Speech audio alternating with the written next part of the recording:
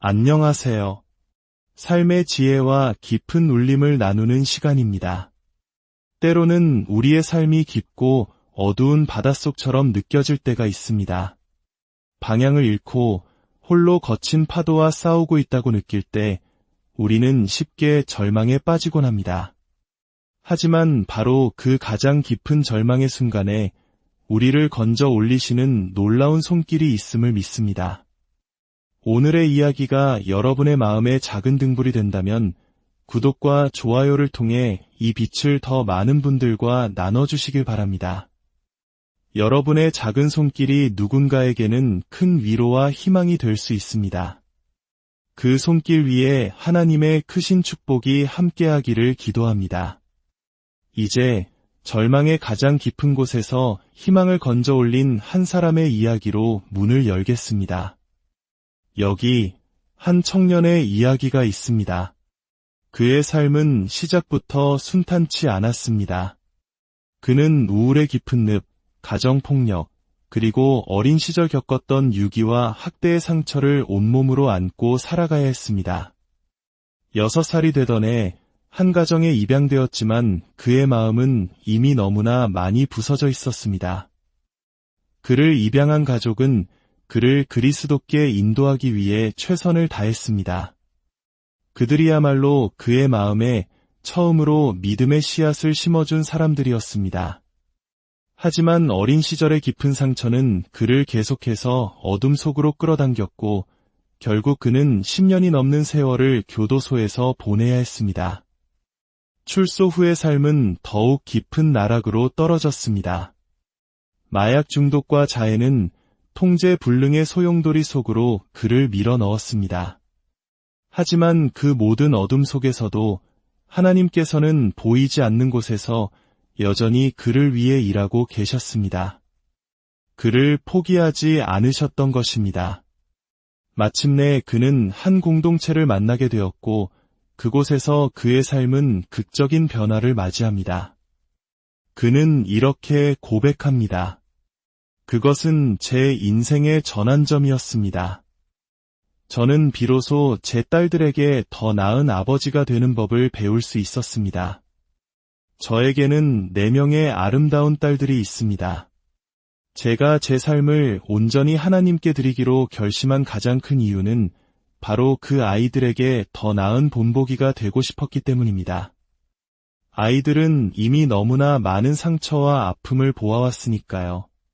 이제는 예수님과 함께 새로운 길을 갈 것입니다. 그의 한쪽 팔에는 마약에 취한 녀석이라는 뜻의 문신이 새겨져 있었습니다. 사회자가 그에게 묻습니다. 당신은 여전히 그 마약쟁이인가요? 청년은 환하게 웃으며 대답합니다. 아닙니다. 하지만 이제 저는 하나님의 멋진 제자입니다. 그는 성부와 성자와 성령의 이름으로 세례를 받으며 과거의 자신을 물속에 장사 지내고 새로운 사람으로 다시 태어났습니다. 하나님께서 그의 남은 생을 축복하시고 그를 통해 위대한 일을 이루실 것을 믿습니다. 이 청년의 이야기는 오늘 우리가 나눌 성경 속 한 인물의 이야기와 깊이 연결됩니다. 바로 당신이 겪어온 그 고통의 시간을 낭비하지 말라는 메시지입니다. 성경 요나서 1장 17절에는 이렇게 기록되어 있습니다.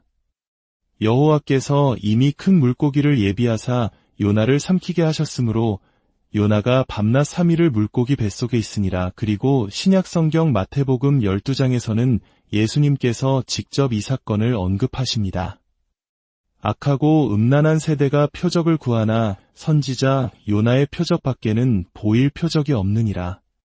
요나가 밤낮 사흘 동안 큰 물고기 뱃속에 있었던 것 같이 인자도 밤낮 사흘 동안 땅속에 있으리라. 교회에 다니신 분들이라면 어린 시절부터 들어온 요나와 큰 물고기 이야기는 매우 친숙할 것입니다. 하지만 오늘 우리는 이야기를 조금 다른 시각으로 깊이 들여다보고자 합니다. 하나님께서는 요나에게 니느웨라는 도시로 가서 회개를 선포하라는 명령을 내리십니다. 니느웨는 당시 아수르 제국의 수도로 그 잔혹함과 포악함으로 악명이 높았던 도시였습니다. 어쩌면 우리 역사 속 가장 힘들었던 시기의 외세의 침략을 떠올리게 할지도 모르는 그런 잔인한 민족이었습니다.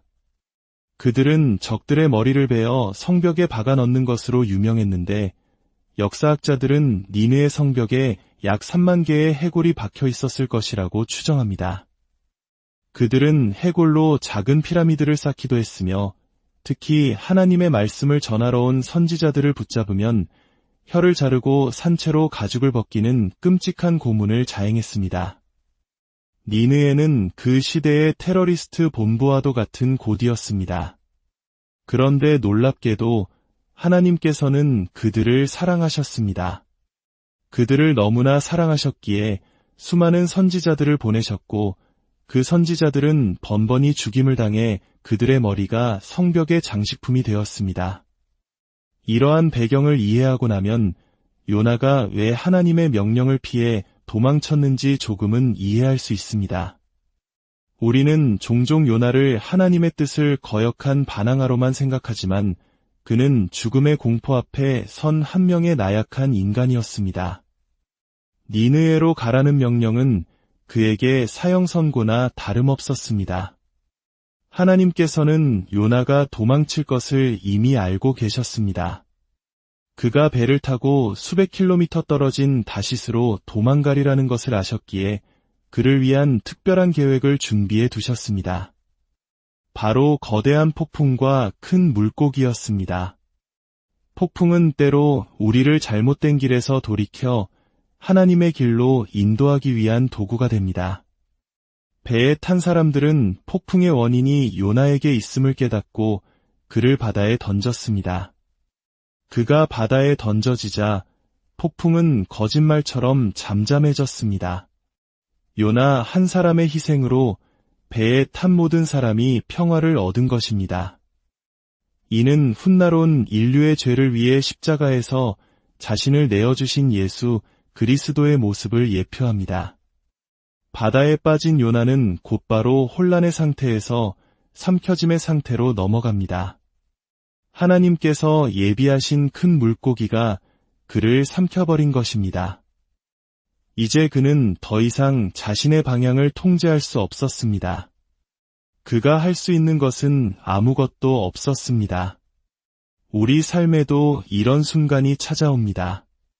내 힘으로는 도저히 해결할 수 없는 문제에 완전히 삼켜져 버리는 순간 말입니다.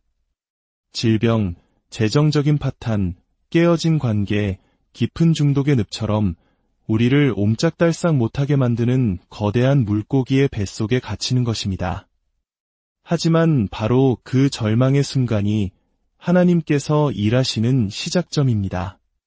물고기 뱃속에서 사흘 밤낮을 보낸 요나는 그 깊은 어둠 속에서 비로소 하나님을 향해 예루살렘을 향해 얼굴을 돌립니다. 그는 자신의 무력함을 인정하고 온전히 하나님께 의지하기 시작한 것입니다. 혹시 지금 거대한 문제에 삼켜져 있다고 느끼는 분이 계십니까? 더 이상 내 힘으로 어쩔 수 없다고 느끼십니까? 그렇다면 바로 지금이 요나처럼 하나님을 향해 얼굴을 돌려야 할 때입니다. 우리의 방향을 하나님의 계획에 맞출 때 원수가 우리를 파괴하기 위해 사용했던 바로 그 문제가 우리를 목적지로 데려다주는 특별한 버스가 될 것입니다. 사흘 후 물고기는 요나를 니느의 근처 해변에 토해냈습니다. 그 모습을 상상해 보십시오. 옷은 다 찢겨 사라지고 머리카락은 위에게 모두 녹아버렸으며 피부는 하얗게 탈색된 마치 바다의 괴물과도 같은 모습이었을 것입니다. 해변을 경비하던 니느의 파수꾼들은 이 기이하고 충격적인 광경을 목격하고 왕에게 달려가 보고합니다. 왕이시여, 새로운 선지자가 나타났습니다. 이번에는 좀 다릅니다. 그가 물고기 뱃속에서 걸어 나왔습니다. 이 보고가 왜 중요했을까요? 당시 니느의 사람들이 숭배하던 최고의 신은 바로 다곤이라는 신이었습니다. 이 신은 놀랍게도 반은 물고기, 반은 사람의 형상을 하고 있었습니다. 생각해 보십시오. 그들은 이전의 선지자들을 모두 죽였습니다. 하지만 이번에는 달랐습니다. 바로 그들이 신으로 섬기는 물고기가 사람을 토해낸 것입니다. 그들의 신이 뱉어낸 선지자의 말을 어찌 무시할 수 있었겠습니까? 그들은 요나의 모습에서 자신들의 신보다 더 위대한 존재의 권위를 보았던 것입니다. 하나님께서는 가장 예상치 못한 방법으로 심지어 요나의 불순종과 도망까지도 사용하셔서 니느웨를 구원할 계획을 이루신 것입니다. 이것이 바로 오늘 우리가 붙들어야 할 메시지입니다. 당신이 겪은 그 시간을 낭비하지 마십시오. 당신이 중독이라는 물고기 뱃속에서 기어 나왔을 때 다른 중독자들은 당신을 보며 희망을 얻을 것입니다. 저 사람도 해냈다면 나도 할 수 있다고 말입니다. 당신이 이혼의 아픔, 깊은 슬픔의 뱃속에서 하나님의 은혜로 빠져나왔을 때 당신의 이야기는 똑같은 고통 속에 있는 다른 이들에게 구원의 메시지가 될 것입니다. 그 뱃속에 직접 들어가 본 사람만이, 하나님의 은혜로 그곳에서 기어나온 사람만이 다른 이에게 손을 내밀며 진심으로 말해줄 수 있습니다. 괜찮아요. 당신도 나올 수 있습니다. 예수님의 이름으로 당신은 이겨낼 수 있습니다. 어떤 이들은 극적인 고통의 경험이 없을 수도 있습니다. 평생을 신앙 안에서 자라며 하나님께서 자신을 거대한 짐승의 뱃속에 들어가지 않도록 지켜주셨다고 고백하는 사람도 있습니다. 이것이야말로 가장 위대한 간증일지도 모릅니다. 상처를 치유하는 은혜도 크지만 상처로부터 지켜주시는 은혜는 그에 못지않게 위대하고 감사한 일입니다. 중요한 것은 우리가 어떤 삶을 살아왔든 우리의 모든 경험은 하나님의 손안에서 다른 영혼을 구원하는 귀한 도구가 될 수 있다는 사실입니다. 당신의 실패, 당신의 상처, 당신의 눈물, 그 어떤 것도 헛되지 않습니다. 여러분이 지금 어떤 깊은 바다에 있든지, 어떤 어두운 뱃속에 갇혀 있든지, 요나처럼 하나님을 향해 마음을 여십시오. 그분께서 당신의 고통을 당신의 사명으로, 당신의 상처를 당신의 간증으로 바꾸실 것입니다. 예수님, 당신이 필요합니다. 제 삶을 당신께 드립니다. 당신을 따르겠습니다. 예수님의 이름으로 기도합니다. 아멘. 여러분의 삶에 주님의 평강이 가득하기를, 그리고 여러분이 겪은 모든 시간이 헛되지 않고 빛나는 간증이 되기를 간절히 기도합니다.